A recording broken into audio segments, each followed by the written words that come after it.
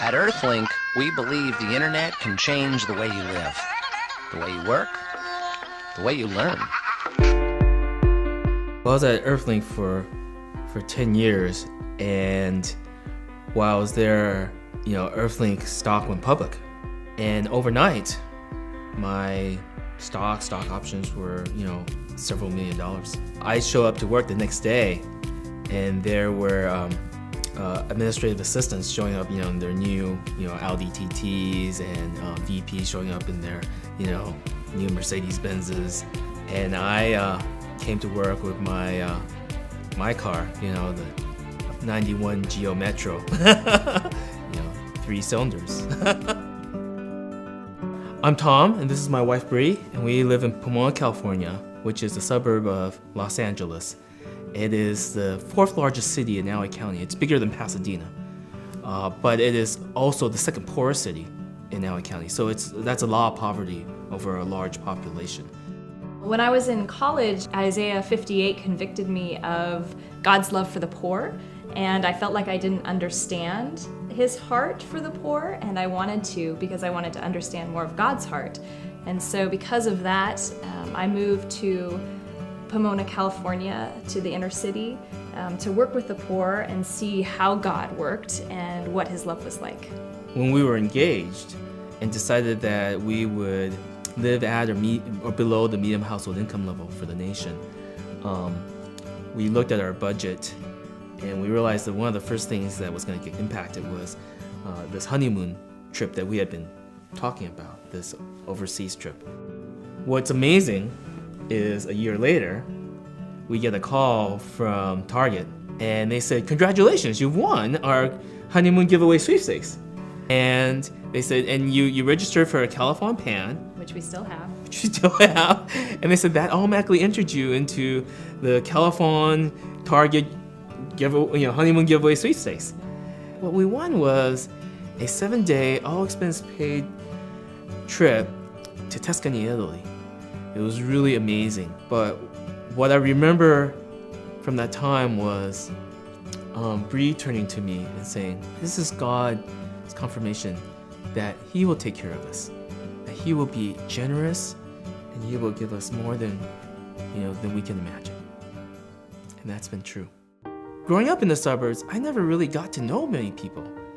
I never got to know my neighbors. People would drive their cars into their garages and go in their house and come back out through their garages, and I actually never saw anyone.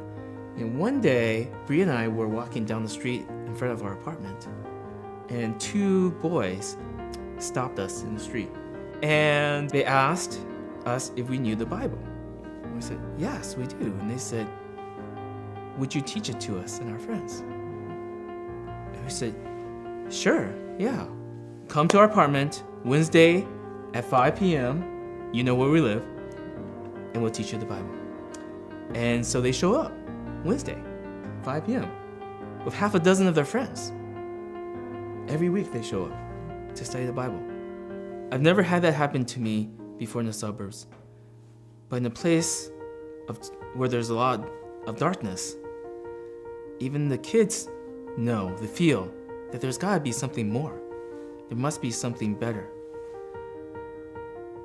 And we get to be a part of that light, be a part of shining God's light here in this neighborhood.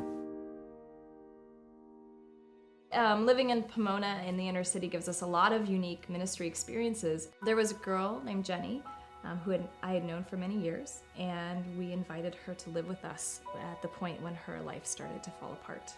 Well, in the first month, she put on 10 pounds because she was just eating regular meals again and getting up at a normal time, getting to school. I went to the high school and got her transcripts, and she was still failing every class across the board. But in the remaining 12 weeks of school, she got all her grades up. She finished with A, B's, and C's. That year, as with other years, we continued to live on the medium household income level, which was about $45,000 that year. But on Jenny, we probably spent an extra $30,000 just on her. We saw Jenny's life completely change in 12 weeks from being a very undernourished and depressed young girl to really coming alive.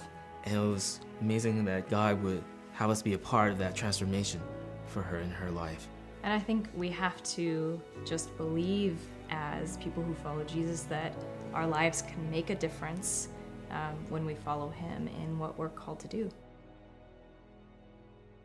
I had heard from a good friend, neighbors that we'd known for 15 years, that they were not living in their apartment anymore, and they were living in their mom's place with a heroin addict in the living room and the TV on all night. And I could see in the kids' faces that their life was just crumbling and that they really weren't doing well because of the environment. Even though Irma's a great mom, Jerry's a great dad, you can't really raise a family in a living room with people coming in and out and heroin needles all around.